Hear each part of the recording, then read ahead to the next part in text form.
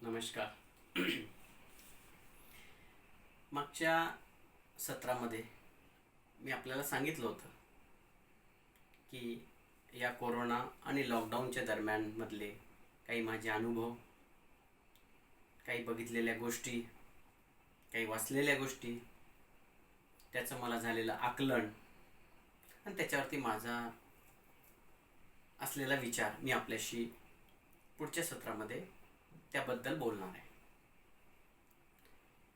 या कोरोनाने प्रत्येकालाच काही गोड आठवणी दिल्या आहेत, पण काही कडू आघात सुद्धा केलेले आहेत. हे वैयक्तिक म्हणून एखाद्या व्यक्तीवरती, माझ्यावरती, तुमच्यावरती नसतील, पण एक समाजावरती, एका समूहावरती हे आघात झालेले आहेत. काही चांगल्या आठवणी सुद्धा आहेत. ह्या चांगल्या आठवणी सोबत ठेवून झालेल्या आघातांबद्दलची कारणमीमांसा करणं हे सुद्धा एक आपलं कर्तव्य आहे असं मला वाटतं. ह्याच सगळ्या कोरोना आणि लॉकडाऊनच्या बातम्या बघत असताना एक 2-3 दिवसापूर्वी खूप हृदयद्रावक घटना टी व्हीवरती बघितली. एक आई तिच्या 3 वर्षाच्या मुलासोबत श्रमिक ट्रेनने गुजरातवरनं कुठे उत्तर प्रदेशमध्ये जात होती आणि मला वाटतं मुझफ्फराबाद स्टेशनवरती तिला देवाज्ञा झाली आणि तिचं लहान बाळ अगदी 2-3 वर्षाचं ते तिला उठवायचा प्रयत्न करत होतं. खरोखर भयंकर, भयावह आणि दुःखद अशी ती घटना होती, जी बघताना सुद्धा अंगावरती खरोखर शहार येत होते. आणि त्याच घटनेवरती मग मला मजुरांची पायपीट, कोणी म्हणेल स्थलांतर, कोणी म्हणेल पलायन, ह्या गोष्टी एक डोळ्यासमोर त्याचा एक चित्रफीतच तयार झाली. खरं बघितलं तर स्थलांतर तसं जगासाठी काही नवीन नाही. हा एक जगाचा, समाजाचा, माणसाचा स्थायी भाव आहे. त्यामध्ये प्रामुख्याने मजुरांचं स्थलांतर असतं. जगभरामध्ये 2017चा जर आपण एक रिपोर्ट बघितला तर साधारणतः 16 करोड मजुरांचं स्थलांतर झालेलं आहे. आणि फक्त मजूर न करता त्याच्यामध्ये बाकी सुद्धा कॅटेगरीज जर घेतल्या तर साधारणतः 26 करोड लोकांनी 2017 साली स्थलांतर केलं या ना त्या कारणाने.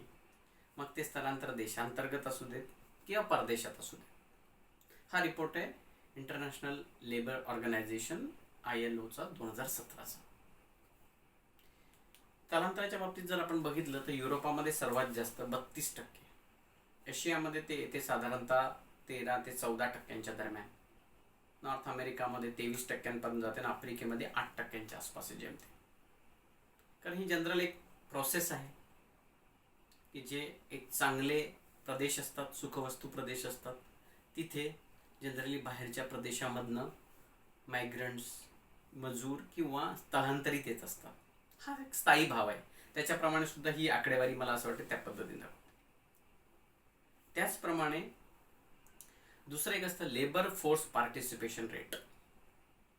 या आकडा बघितला ज्याच्यामध्ये जे बेरोजगार आहेत ते सुद्धा आले आणि ज्यांना रोजगार आहे पण चांगल्या रोजगाराच्या शोधात आहे ते सुद्धा आले. तो जो लेबर फोर्स पार्टिसिपेशन रेट आहे तो साधारण 2020चा 50.5% आणि 2021चा 51% दाखवलेला आहे. हा पण परत 2017चा रिपोर्ट आहे. तर हा एक जनरल आकडा आपण बघत असतो. त्याच्यासाठी मग ह्याला थोडाफार इकडे तिकडे बदल होत असतो. त्याच्यासाठी मग नैसर्गिक घटना असतील किंवा एखाद्या प्रदेशाची होणारी नवीन भरभराट असेल, असे काही घटक त्याला कारणीभूत असतात. त्याच्याप्रमाणे हे थोडंसं हेलकावे घेत पण असतं. परंतु आत्ताच्या घडीला त्याच्यामध्ये सर्वात मोठा घटक म्हणून कोरोना आलेला आहे. कारण हा कोरोना फक्त एका राज्यापुरता, एका भागापुरता किंवा एका देशापुरता मर्यादित नाही, तर याला वैश्विक महामारी म्हटलेलं आहे, पॅन्डेमिक म्हटलेलं आहे. 213 देश सर्वसाधारणपणे याच्या विळख्याखाली किंवा तडाख्याखाली आलेले. आणि त्यामुळे जगाचंच अर्थचक्र जणू काही यांनी बदलायचा विडा घेतलेला आहे असं एक चित्र निर्माण झालेलं आहे. आणि या चित्राचे वेगवेगळे परिणाम दिसून येतात आहे. आणि आजचा जो माझा विषय आहे की मजुरांचं स्थलांतर, मजुरांची पायपीट किंवा पलायन, जो शब्द आपल्याला योग्य वाटेल तो घ्या, तो याच एक कोरोना इम्पॅक्टचा भाग आहे. नेमकं झालं काय? काय एकाएकी हजारो आणि लाखो मजूर मिळेल त्या पद्धतीने आपापल्या गावाकडे निघाले. एक सर्वसाधारण पौराणिक कथा असतील, बालकथा असतील, साहित्याचा काही भाग असेल, दंतकथा असतील, त्याच्यामध्ये एक सरळ मार्गी विचार असतो ज्याच्यावरती वाचणारा, ऐकणारा फार काही प्रश्न करत नाही. एखाद्या कथेमध्ये लिहिलेलं असेल, मी जंगलामध्ये जात असताना ते झाड माझ्याशी बोललं, किंवा माझा आणि त्या डोंगराचा संवाद झाला, तर तिथे डोंगराचा संवाद कसा होऊ शकतो, झाड कसं बोलतं, हा प्रश्न जनरली कसा कोणी विचारत नाही. किंवा एखादा खेळाचा नियम असतात, कबड्डी उदाहरणार्थ, कबड्डीमध्ये 2 संघ आहे, एका संघातला एक खेळाडू विशिष्ट पद्धतीने दुसऱ्या संघाकडे जातो, त्याचे काही नियम आहेत, आणि एका विशिष्ट पद्धतीने जर तो तिथे अडकला तर त्याला आपण गडी बाद झाला असं म्हणतो. बऱ्याच ठिकाणी तो गडी मेला असं म्हणतात. म्हणजे थोडक्यात तो त्या खेळातनं आऊट झाला आणि त्याला बाहेर बसावं लागतं. तसंच दुसऱ्या पद्धतीने सुद्धा होतं. काही ठिकाणी एका संघाचा जर गडी बाद झाला किंवा ज्याला मेला म्हणतात, तो जर बाहेर गेला तर दुसरा जिवंत होतो. तिथे कधीही कोणी प्रश्न विचारत नाही की मेलेला गडी जिवंत झालाच कसा, कारण की त्या ठिकाणी ऑब्जेक्टिव्ह वेगळे असतात. परंतु याच्या एक्झॅक्ट विरुद्ध हे शास्त्रीय अभ्यासामध्ये दिसून येतं. शास्त्रीय अभ्यास किंवा त्याचे तर्क हे वेगवेगळ्या गोष्टींवरती अवलंबून असतात, वेगवेगळ्या अभ्यासांवरती अवलंबून असतात. त्या अभ्यासातनं एक तर्क येतो, निष्कर्ष येतो, आणि मग तो निष्कर्ष जगासमोर तर्कासहगत मांडला जातो. आता एकाच विषयावरती अभ्यास करणारे वेगवेगळे शास्त्रज्ञ वेगवेगळ्या शास्त्रीय पद्धतीने त्याचा विचार करतात, वेगवेगळे तर्क लावतात, आणि म्हणून येणारे निष्कर्ष सुद्धा वेगवेगळे असू शकतात. कोरोनाच्या बाबतीत थोडंफार असंच झालं. नवीन व्हायरस हा विषाणू नवीन, त्याचा कार्यपद्धती वेगळी, त्यामुळे त्याचा अभ्यास करता करता शास्त्रज्ञांना रोज नवनवीन गोष्टी मिळत गेल्या. आणि या नवनवीन गोष्टी मिळत असताना त्याच्यावरचे नवनवीन अभ्यास, नवनवीन निष्कर्ष, नवनवीन तर्क लोकांसमोर मांडत गेले. त्यामुळे रोज एक नवीन माहिती मिळत होती. आणि साधारण याचा वेगाने प्रसार होत आहे जगभर हे सर्वांनाच माहीत होतं. भारतामध्ये येण्यापूर्वी चीनमधली गंभीर परिस्थिती आपल्याला टीव्हीच्या माध्यमातून, बातम्यांच्या माध्यमातून कळत होती. मग अमेरिकेत काय होतंय, इटलीमध्ये काय होतंय, किंवा पूर्ण युरोप खंडामध्ये काय होतं, हे सगळ्यांनीच बघितलेलं आहे. त्यामुळे आधीच मनामध्ये त्याच्याबद्दल एक भीती निर्माण झालेली होती. आणि त्याच्यामध्ये हे रोज वेगवेगळे येणारे निष्कर्ष माणसाला संभ्रमावस्थेमध्ये टाकत होते. आता ह्या पद्धतीचा अभ्यास असाच तर्कावर आधारित असतो आणि तर्क बदलत असतात, हे समजून घेण्याची कुवत ही प्रत्येकामध्ये नसते. कदाचित मजुरांना ते समजलं नाही आणि त्यांच्यामध्ये एक संभ्रमावस्था निर्माण झाली. काय करावं आणि काय नाही करावं. रोज नवीन रिपोर्ट येतात, हा खूप वाढणार आहे, संख्या वाढते आहे, वेगाने पसरते आहे, 4 महिने चालणार, 6 महिने चालणार, 3 फुटाचं अंतर ठेवावं लागतं, 6 फुटाचं ठेवावं लागतं, सर्दी, खोकला, ताप असतो, मग कोणी म्हटलं ताप नसला तरी त्याच्यात लक्षणं दिसतात. असे ते निष्कर्ष चुकीचे होते असं माझं म्हणणं नाही, पण त्याच्यामुळे मजूर वर्गांमध्ये एक प्रकारची संभ्रमावस्था निर्माण झाली आणि ती संभ्रमावस्था पुढे मग भीतीमध्ये परावर्तित झाली. आणि असं म्हणतात, भीत्यापोटी ब्रह्मराक्षस. आणि म्हणून त्या भीतीने त्यांच्यामध्ये एक वेगळंच गोष्ट निर्माण झाली. सहनशीलता आणि असहनशीलता ह्या 2 गोष्टी एकत्र आल्या. बहुतेक मजूर इतके असहनशील झालेत की त्यांनी पलायनाचा, पायी चालण्याचा मार्ग निर्माण केला, भीतीपोटी सगळं. आणि दुसरं, 500, 1000, 1500 किलोमीटरपर्यंत जायचं याची तयारी सुद्धा. किती सहनशीलता म्हणावं लागेल. 40 ते 42 डिग्री सेल्सिअसच्या उन्हामध्ये लहान मुलं, वृद्ध, तरुण सर्व पायी निघालेत. किती मोठी सहनशीलताच म्हणावं लागेल एक प्रकारची. तर हा एक वेगळं संयोग सहनशीलतेचं आणि असहनशीलतेचं याच्यामध्ये बघायला गेलं. बेंगलोरवरून आपल्या 90 वर्षाच्या आईला आणि 10-12 वर्षाच्या मुलीला सायकलवर घेऊन कोटा राजस्थानला घेऊन जाणारा सुद्धा एक बघितला. तर कल्याणमधून वाशिम भागामध्ये, विदर्भामध्ये वाशिम भागामध्ये वडिलांना पाठीवर घेऊन जाणारा सुद्धा एक युवकाचं बातमी मी बघितली. ज्योती कुमारी नावाची एक मुलगी आहे, ती आपल्या आजारी वडिलांना गुरुग्रामवरनं उत्तर प्रदेशमधल्या एखाद्या 1200 किलोमीटर असणाऱ्या तिच्या गावी ती सायकलवरनं घेऊन निघाली. हे सगळं बघत असताना एक वेगळंच उदासीनता मनामध्ये येत होती की हे काय चाललं कळत नव्हतं. परंतु लॉकडाऊन सुद्धा तेवढंच गरजेचं होतं आणि मजुरांची संभ्रमावस्था सुद्धा समजून घेण्यास विचार करत होतो. अशातच जालना रेल्वे स्टेशनला काही मजुरांना दुर्दैवी मृत्यू आला. दिवसभराची पायपीट करून ते त्या भागामध्ये पोहोचले. रात्रीची विश्रांती करावी, कदाचित आजूबाजूला झाडी वगैरे असतील, त्यामुळे रेल्वेचा ट्रॅक जो आहे तो कंपॅरेटिव्हली तसा तुलनात्मकदृष्ट्या स्वच्छ असतो, एक सपाट असतो, त्यामुळे तिथे झोपावं लागेल. आणि सर्वात महत्त्वाचं कारण ते पायी निघालेले होते म्हणून त्यांना एक माहीत होतं की रेल्वे बंद आहेत. रेल्वे गाड्या बंद असल्यामुळे या रुळावरती रेल्वे येणार नाही. परंतु दुर्दैव असं की मालगाडीची वाहतूक चालू आहे हे त्यांना कोणी सांगणारं नव्हतं किंवा त्यांच्या लक्षात सुद्धा नव्हतं. आणि मेंदूची एक स्वतःची कार्यप्रणाली आहे. एखादी गोष्ट तो त्याच्यामध्ये ठरवून घेतो आणि त्याच्याप्रमाणे काम करत असतो. मग ते झोपेत सुद्धा काम करतं आणि सुप्तावस्थेत सुद्धा काम करत असतं. त्यामुळे पायपीट करून थकल्यानंतर त्यांच्या डोक्यामध्ये एकच विचार असणार, रात्रभर शांत झोपी जायचंय.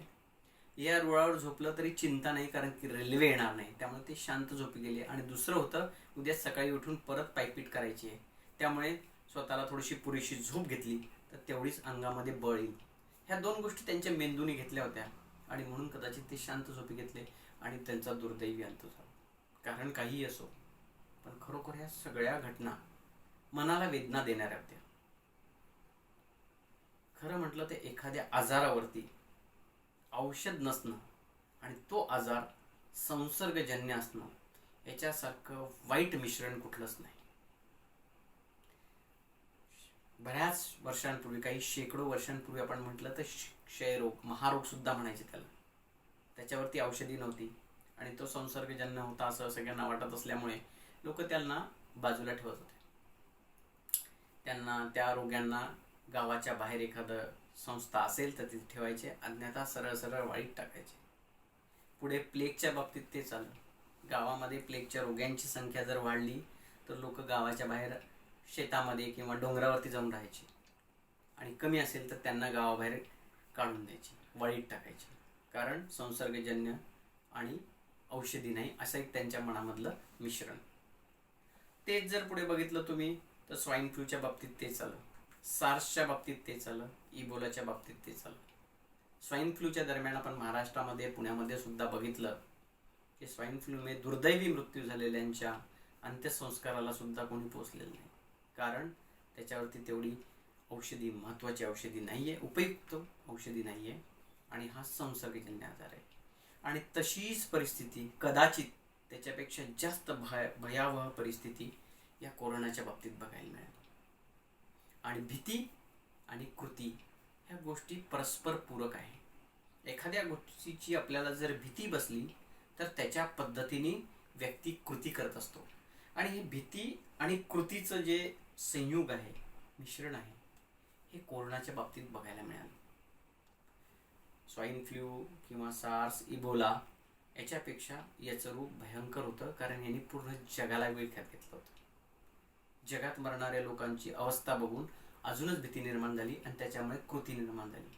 मग याच्यावर जर औषध नाही तर मग अंतर सोवळं, फिजिकल डिस्टन्सिंग ही गोष्ट सर्वात महत्त्वाची. त्यामुळे आपसुकच प्रत्येक माणूस एकमेकांपासून दूर राहू लागला.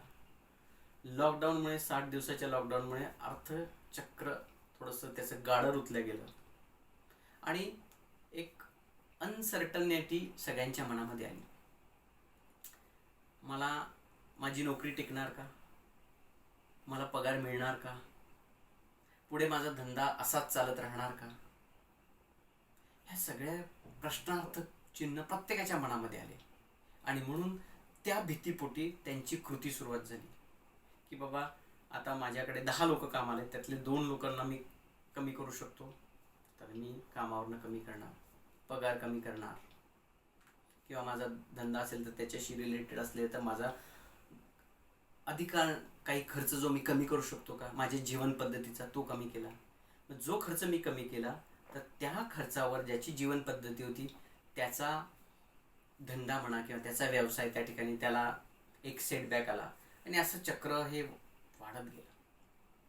आता हे जेव्हा भीती आणि कृतीचं चक्र हे दोलायमान परिस्थितीमध्ये होतं, त्याच्यामध्येच या मजुरांची पायपीट आली की आज काम नाही आहे, पण किती दिवस काम मिळणार नाही, किती दिवस आम्हाला इथे तसंच राहावं लागेल, आणि तसंच राहिलं तर आमची व्यवस्था कोण बघणार, असे अनेक प्रश्न त्यांच्या मनामध्ये आले.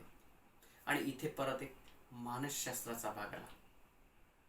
जनरली त्याला आपण एक अँकरिंग बायस म्हणतो. अँकर म्हणजे नांगर, जहाजाचा जसा नांगर असतो तसाच, की सुरुवातीला जी माहिती एखाद्या अशा विस्फोटबद्दल किंवा अशी महामारी असेल किंवा असा मोठा धोका असेल, वैश्विक धोका, त्याची जी माहिती सुरुवातीला येते त्याच्यावरती माणूस विश्वास ठेवतो, आणि तो विश्वास ठेवल्यानंतर ती येणारी माहिती पुढे जाऊन स्मृतीमध्ये जाते, म्हणजे ती संकलित केल्या जाते. तर कोरोनाच्या सुरुवातीच्या काळामध्ये असं चाललेलं आहे की लॉकडाऊन होणार आहे, कोरोना किती दिवस राहणार माहीत नाही, चीनमध्ये अमेरिकेमध्ये असं झालं, भारतात सुद्धा असं होऊ शकतं, रोजचे रिपोर्ट वेगळे, दिवसागणिक रुग्णांची संख्या वाढत चालली होती. ह्या सगळ्या गोष्टींमुळे हा जो अँकरिंग बायस आहे तो ॲक्टिवेट झाला की येणारी माहिती खरी आहे, आणि त्या भीती येणाऱ्या माहितीचं स्मृतीमध्ये संकलन झालं, आणि त्याच्यानंतर जी येणारी माहिती होती जी खरी सुद्धा असेल, पॉझिटिव्ह पण असेल, पण तिला मानवी मेंदू किंवा मानवी मन ॲक्सेप्ट करत नव्हतं. त्याला म्हणतात confirmation bias. Anchoring bias, confirmation bias. म्हणजे थोडक्यात तुम्ही असं म्हणा की निर्णय क्षमतेला शह देणारा पूर्वग्रह, की त्याच्यानंतर एखादी चांगली सुद्धा घटना आली की पेशंट्स वाढतात आहे, पण पेशंट रिकवर पण तेवढेच होतात आहे, त्यांना डिस्चार्ज मिळतोय, घरी जातात आहे. फार लोकांचा दुर्दैवी मृत्यू होते पण फार होत नाही.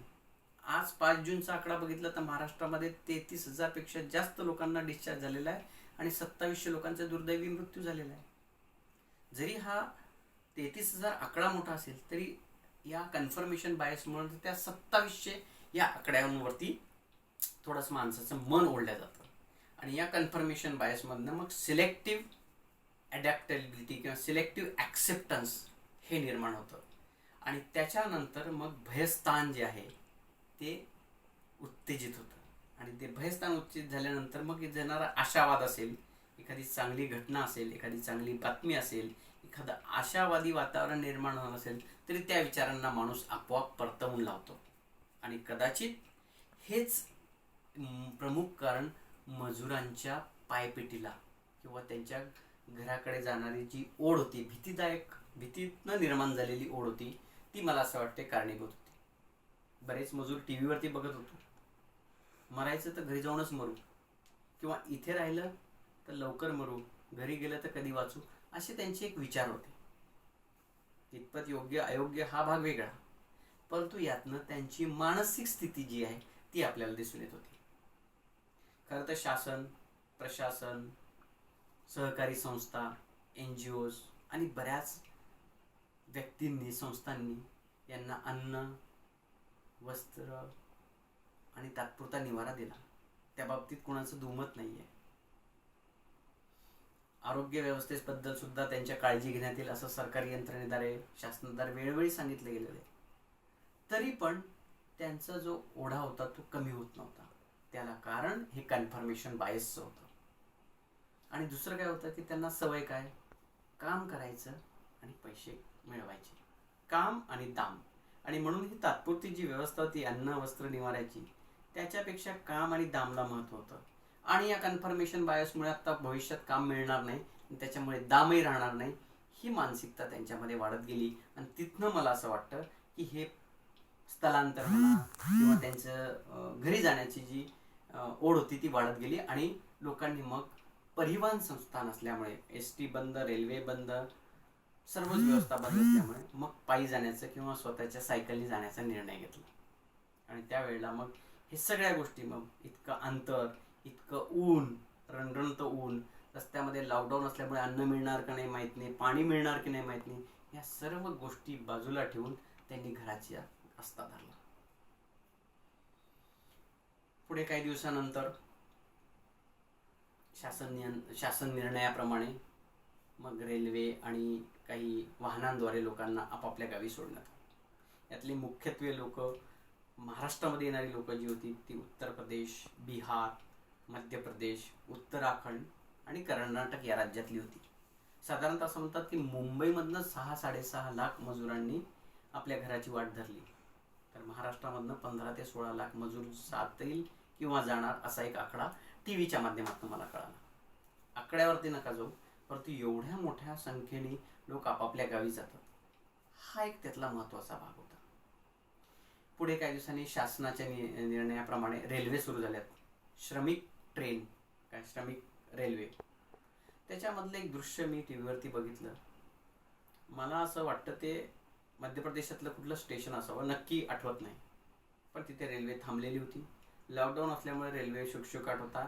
एक 10-20 पोलिसांची त्या ठिकाणी तैनाती झालेली होती आणि गाडी थांबल्यामुळे त्यातली जे श्रमिक आहे ते पाणी घेण्यासाठी खाली उतरले. त्याच ठिकाणी तिथे जे रेल्वेचे फूड स्टॉल्स असतात ते होते, अर्थात बंद होते कचेरी.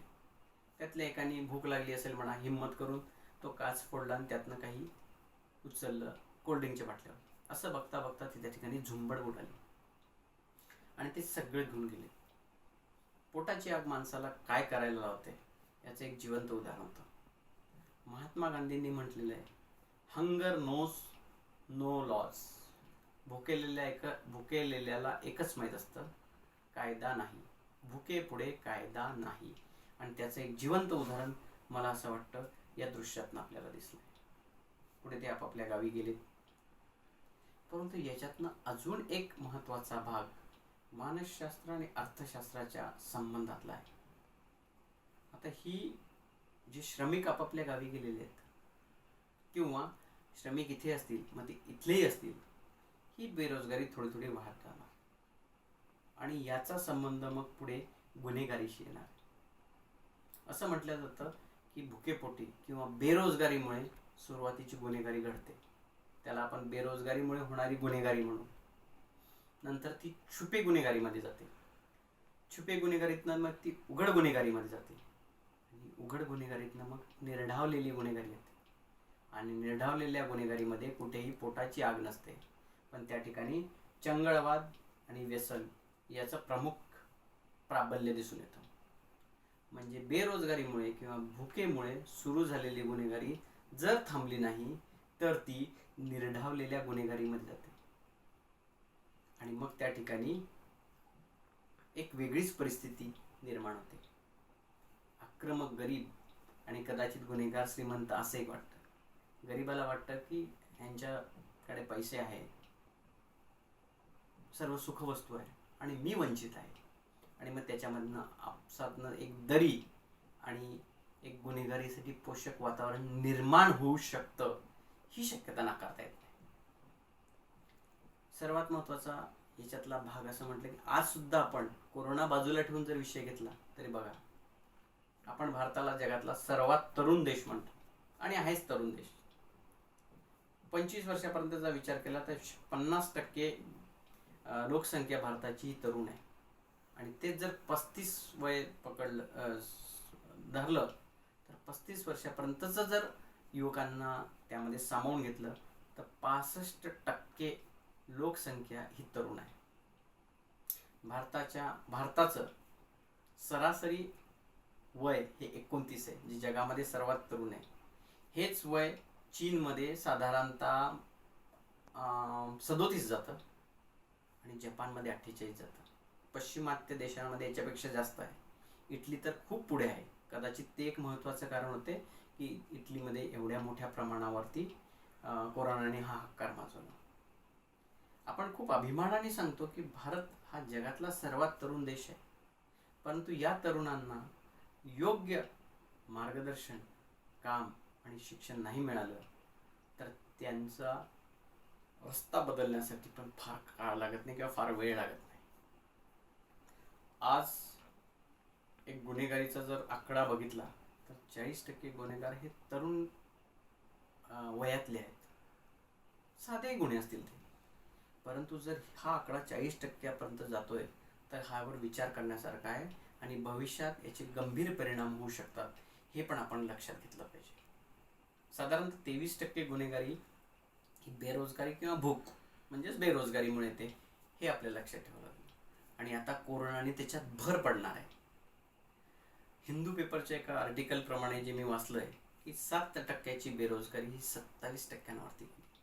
अर्थातच ते एखाद्या क्षेत्राबद्दल किंवा एखाद्या भागाबद्दलचं स्टडी असेल, सॅम्पल साईज कमी असेल, परंतु 7ची 27 जाणार आहे म्हणजे साधारण चौपट. नाही चौपट तर व्हेरिएशन जर काढलं, स्टँडर्ड डेव्हिएशन पकडलं, तिप्पट दुप्पट तिप्पट ही जर बेरोजगारी वाढणार असेल तर मग गुन्हेगारी किती वाढू शकते, हा सुद्धा विचार करायचा आपल्याला. वाहन चोरी, घरफोडी, मग दरोडा, खंडणी अशासारख्या घटनांना याच्यामधनं वाह मिळत जातो. आणि कोरोनामुळे निर्माण झालेली जी परिस्थिती आहे ती आरोग्याला तर घातक आहे. त्याच्यावरती डॉक्टर्स, शासकीय यंत्रणा काम करत आहे. त्याच्यातनं हळूहळू त्याच्यामध्ये परिस्थिती सुधारत आहे. मृत्यू दर कमी होत आहे. जेवढे पेशंट ॲडमिट झाले त्याच्या प्रपोर्शनमध्ये रिकव्हरी जी आहे, पहिल्यापेक्षा रिकव्हरी रेट वाढलेला आहे. भविष्यात त्याच्यावरती वॅक्सिन होईल. आत्ताचा एक शास्त्रीय रिपोर्टप्रमाणे कोरोना सौम्य होत चाललेला आहे. काही काळानंतर तो अधिक सौम्य होईल आणि ह्या प्रकारावरती आपण मात मिळवू आरोग्यविषयक. परंतु कोरोनाने जे अर्थशास्त्र बदललेलं आहे त्याच्यामधनं हे जे मानसशास्त्र येणार आहे, मानसिक स्थिती बदलणार आहे, अर्थशास्त्राचं गाडं रुतलेलं जे आहे ते अजून जर रुतत गेलं तर त्याचं गुन्हेगारीकडे जर चक्र फिरलं गेलं तर देशामध्ये किंवा या भागामध्ये परिस्थिती गंभीर होऊ शकते. तसंच जर जगभरामध्ये बघितलं आणि भारतात सुद्धा बघितलं तर ही आर्थिक दरी ही वाढत आहे. साधारणतः भारतामध्ये सुद्धा 1% लोकांकडे देशाची 58% संपत्ती आहे आणि 10% लोकांकडे 80% संपत्ती आहे, असे एक वेगवेगळे रिपोर्ट वाचायला मिळतात. म्हणजे 150 कोटी जर लोकसंख्या असेल तर 15 कोटी लोकांकडे देशाची 80% संपत्ती आहे. हा जर रिपोर्ट किंवा हे जे आलेले हे आकडे जर खरे मानले तर ही दरी किती प्रचंड आहे हे आपल्या लक्षात होईल. आणि कोरोनासारख्या वैश्विक महामारीमुळे की या आघातामुळे ही दरी अजून वाढणार आहे आणि म्हणून याचे भयानक परिणाम काय होऊ शकतात याच्यावरती आपल्याला विचार करायला पाहिजे. जसं एक मोठा भूकंप येतो, तो उलथापालथ करून जातो, त्याच्यानंतर कित्येक दिवस त्या भागाला परत पुनर्निर्माणासाठी वेळ लागतो. किंवा भूकंपाचा मोठा धक्का आल्यानंतर बरेच आफ्टर शॉक येत असतात आणि ते आफ्टर शॉक सुद्धा त्या भूभागाला, तिथल्या प्राणीमात्रांना, माणसांना वेगळ्या प्रकारच्या बिकट मानसिक स्थितीमध्ये घेऊन जात असतात. तशा प्रकारचे आफ्टर शॉक्स आपल्याला इथे आफ्टर कोरोना शॉक्स किंवा आफ्टर कोरोना इम्पॅक्ट बघायला मिळू शकतात. आता हा झाला जनरल सारासा की अशी परिस्थिती होऊ शकते. मग आता इथे काय करणार, कारण एवढी मोठी जर घटना असेल तर त्याच्यावरती काम करायला प्रत्येकाचं कॉन्ट्रीब्युशन लागणार आहे, प्रत्येकाची मदत लागणार आहे.